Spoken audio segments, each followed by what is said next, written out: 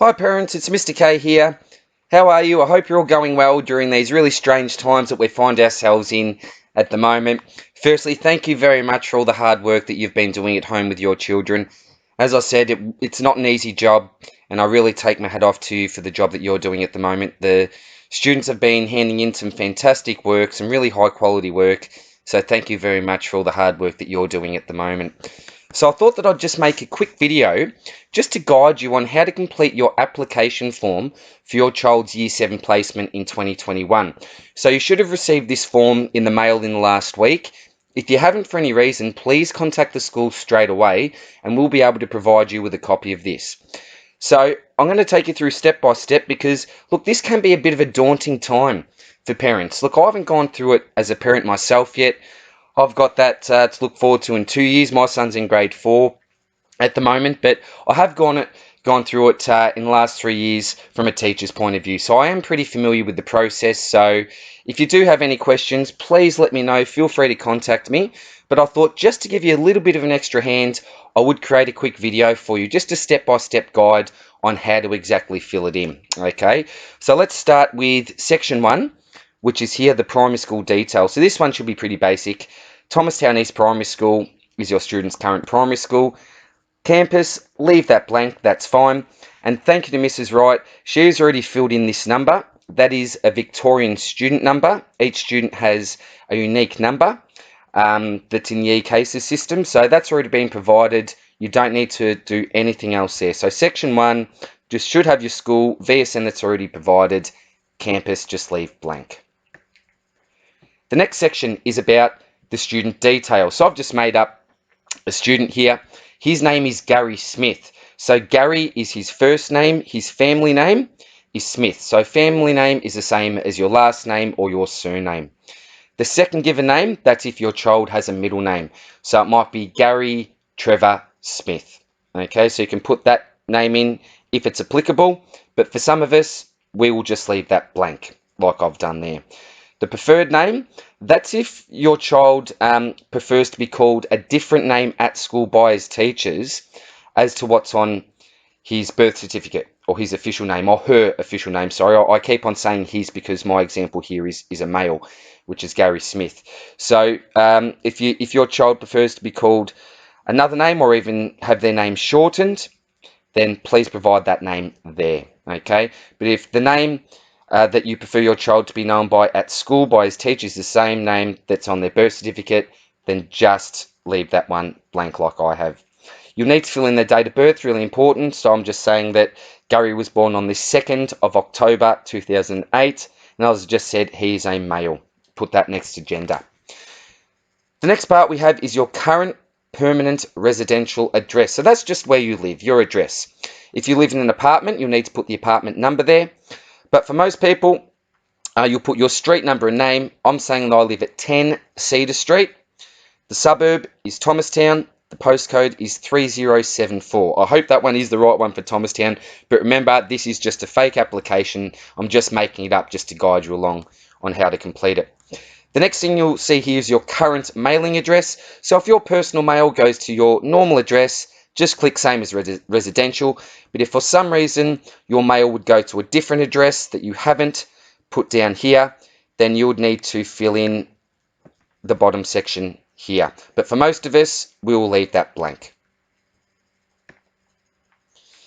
So the next part we've got is for the parent or carer details. So you can see you've got adult A and adult B. Please provide details for adult A and an adult B. In my example, I've got adult B and adult A as parents, but you might like to have adult A as a parent, and maybe adult B could even be a grandparent, for example. Could be a step parent, another carer, as I said, another parent, maybe even an auntie or an uncle. So I'll look through the example details I've got here. Again, I've just made them up just as an example. So I'm a parent. My title is Mr. My given name, my first name is Ryan, family name Smith. I'll put down my mobile number. Now, phone number, that is your home number. So for lots of us, we don't actually have a home number or a landline number. I know myself, I've just got my mobile number that I use as my home number. So I would put same as above, but if you do have a separate number that is your home number, please provide that one down below as well. The next thing you'll need to put down is your email address. I've just made one up there, rsmith@yahoo.com.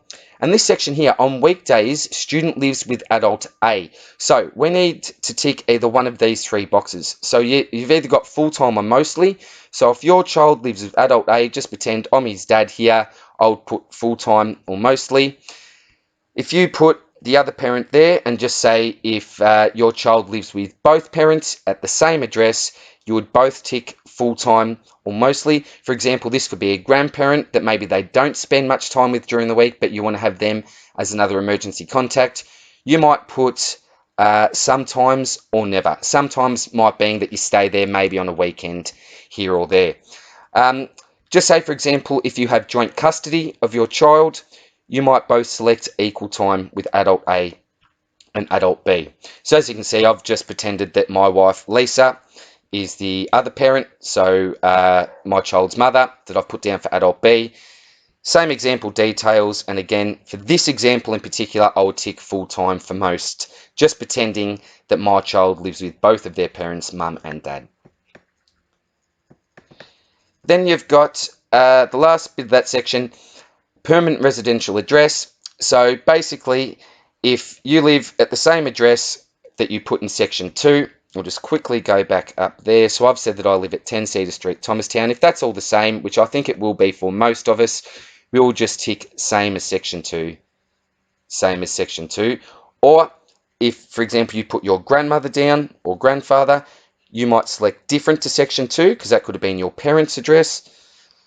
You would then write your grandparents' address there as well. Last bit there, nominate primary contact for all calls and correspondence. That's just basically where you want your information sent or who you want it sent to. So if you're happy for it to be sent to both adults, you would select both adults. For example, if either mum or dad doesn't have terrific English skills, then you might want to nominate, for example, adult A as the nominated contact if they have more proficient skills with their English, for example. But I think, again, for most students that live with both of their parents, you would click on both adults. Right, so the next section we've got is all about our preferences, where you would like to send your child. So first of all, you need to complete section 4A here, which is your designated neighbourhood school. So basically, that is the high school or secondary school that is closest to your residential address. So to find out exactly what school that is, you'll need to visit this website, findmyschool.vic.gov.au. So the easy way is to find my school just in Google, and it will take you to this website here. Now, the first thing you need to do is enter your address. That's your residential address, the address that you would have put down in section 2 of this form. So I've put down 10 Cedar Street in Thomastown. The enrolment year is 2021, because remember, that is when your child will be enrolling into year 7. So please do not click 2020, click 2021. They are going into secondary school, and they'll be going into year 7. So when you've completed all of those details, you'll then search for school and a school will come up. So you can see that my closest school, my designated neighbourhood school, is Thomastown Secondary College. So that's why I selected that and wrote that school down in that section on my form. You'll see here that we'll also come up with a list of other schools that are close to you. You can see that Laylaw Secondary is 1.5 kilometres away. It's not far, only 0.2 of a kilometre, but we still must put down the designated government school that we are given here, even if that is not your preference. And I'll take you through what to do with your preferences now. So as you can see, I've put down Thomastown Secondary College, but let's just pretend for a minute that I would prefer to send my child to Laylaw Secondary College. Now, if you would prefer to send your child to their designated neighbourhood school, terrific, just put that down as your first preference. But if your first preference is not the same as your designated neighbourhood school, then make sure that you put your first preference down here. So again, these are not actual ratings that I'm making, they're just examples. So I'm saying that my first preference, for example, is Laylaw Secondary College. My second preference is Thomastown Secondary, and my third preference is Laylaw North Secondary College. I would encourage you to put down more than the one preference, just in case for any reason your child is not successful in getting into their first preference. The next section is a sibling claim. So if you do not have a child currently at high school, do not worry about filling this part of the form in. And again, you might have a child that is at high school, but you would prefer your child going into year 7 to go to a different high school. If that's the case, you also don't need to complete this form, this part of the form. Only complete this part of the form if you currently have another child at the school that you would like to send your child to. Okay, so for example, I've just said that I have another child at Laylaw North Secondary, and his name is Jeff Smith. Again, just an example, and he'll be in year 10 in 2021. That's assuming or pretending that he is in year 9 this year. So year 10 next year in 2021, if that's the case. There, my dog's in the background. Must be a rabbit outside, I think. Okay, so in section 5, this is only for those people wishing to go to a non-government school. So it says only complete section 5 if you have received confirmation of a place in a non-government school, okay? Or if you have confirmed registration for your child to be homeschooled in 2021. From what I've heard, no one will be selecting that option. If that's something that you are doing and I'm not aware of it, please let us know as soon as possible. But from what I'm aware of, no one will be homeschooling in 2021. So this might be a section for those students going to Ceres College or maybe Al Surat College. That would be an example of a Catholic, or not a Catholic, but an independent school. So if it's a Catholic or independent school that you are looking to enroll in, you will need to write the name of that school there. And if you've got a confirmed place, if you have contacted the school already, and they've accepted your child for next year, then please circle yes. If your child has not been confirmed, sorry, my battery's running low now, dogs and batteries. If your child has not got a confirmed place at that school, you'll need to actually contact that school and arrange for an interview. Things will be a little bit different, obviously, this year with the way schools do their interviews. Excuse me. But yeah, you will need to contact the school if you are looking to send your child to a Catholic or an independent school. For those people not looking to do that, and you would prefer them to go to a government school, such as the 3 examples we have above, just leave that section blank. On to the last bit of the form here, yay. Section 6 is simply the signature of parents or carers. So it's really, really important that you do tick the first 3 boxes. You can tick the next 3 if any of those are applicable. Also, really, really important because these forms cannot be submitted without the signature of both of the adults that are on the form. So we need to put adult A, need their signature. Please put the date down there. And then the signature for adult B, and please put the date down there. So I've just got a couple of quick things to go through as well.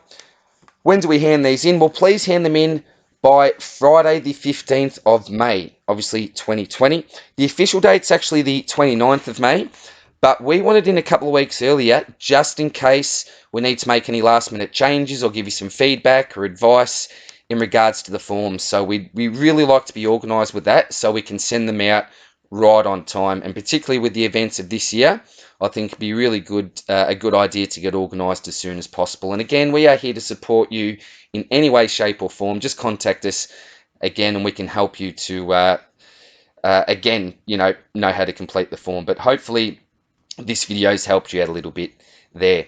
So you'll then find out where your child will be attending secondary school next year or where they've been placed by Wednesday the 19th of August 2020.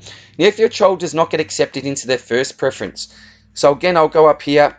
For example, my first preference, where did I put, was Laylaw Secondary. For example, if for some reason I didn't get accepted there and I got accepted maybe at Thomastown Secondary, which was my second preference, you can actually make an appeal. So there is a process that you can go through, and I can provide you with the details if that's required on the 20th of August, which will be the day after the official offers are given to parents. So I hope that has helped you out a little bit. Again, please let me know if you're still having any troubles, that's still okay. It is a little bit confusing at times, and as I said, a little bit of a daunting time as well. But we are here to support you and help you in any way. So, again, thank you very much for everything that you're doing at home.